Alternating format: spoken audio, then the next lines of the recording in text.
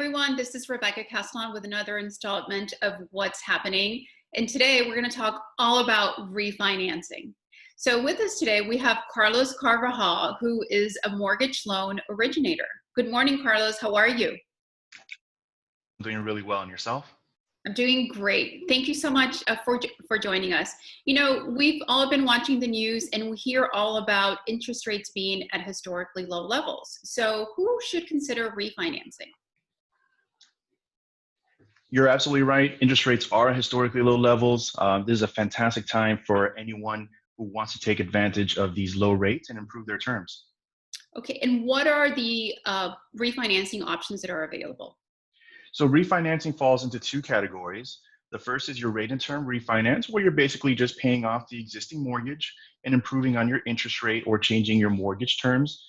The second category is a cash out refinance, where you're pulling equity from the home and you can use those proceeds for just about anything. You can consolidate debt, you can make improvements to your home, you can use the proceeds to buy a second home, or if you want to purchase top hats for your kitty cats, you can. Wow, that's a lot of top hats for your kitty cats. All right. Yeah, really. Yes. And is there a maximum amount that the borrower can take out? There isn't a maximum cap on how much cash you can pull out. However, there is a maximum loan amount, and that would be determined by what your income can carry and, of course, the value of the home. Okay. And what type of interest rates are available for refinancing?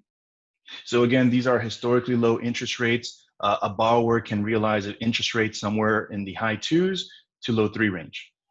And can you give us an example or an idea of what type of savings a borrower would expect? Of course. So let's say you purchased your home 5 years ago and you secured an interest rate of 4.5%.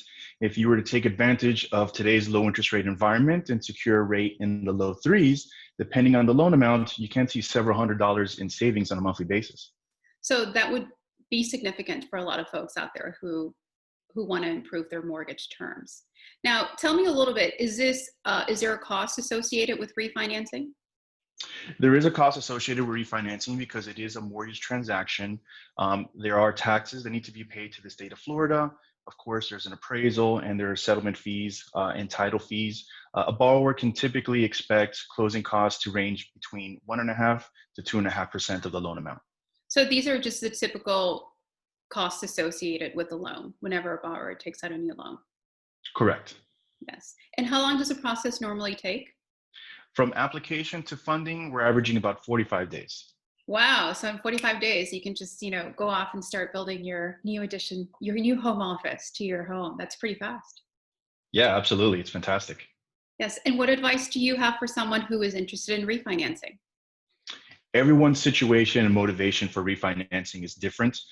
My recommendation is to either contact myself or contact your local mortgage loan officer, run the numbers, and determine whether or not refinancing is right for your situation.